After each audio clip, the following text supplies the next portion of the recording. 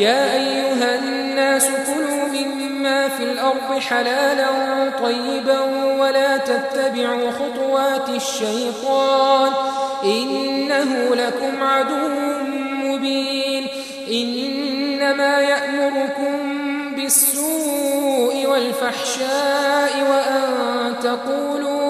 وأن تقولوا على الله ما لا تعلمون وإذا قيل لهم اتبعوا ما أنزل الله قالوا بل نتبع ما ألفينا عليه آباءنا أولو كان آباؤهم لا يعقلون شيئا ولا يهتدون ومثل الذين كفروا كمثل الذي ينعق بما لا يسمع إلا دعاء ونداء صم بكم عمي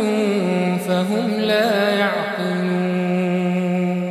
يا أيها الذين آمنوا كلوا من طيبات ما رزقناكم واشكروا لله إن كنتم إياه تعبدون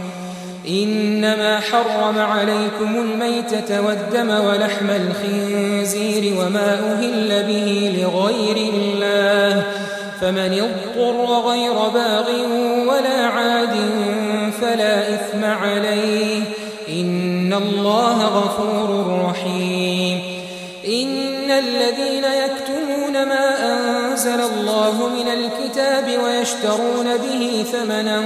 قليلا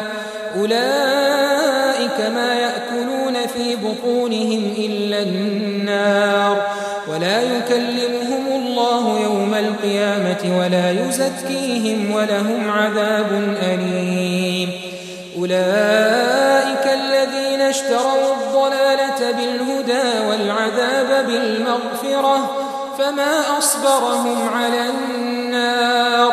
ذلك بأن الله نزل الكتاب بالحق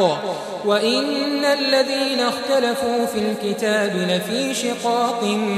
بعيد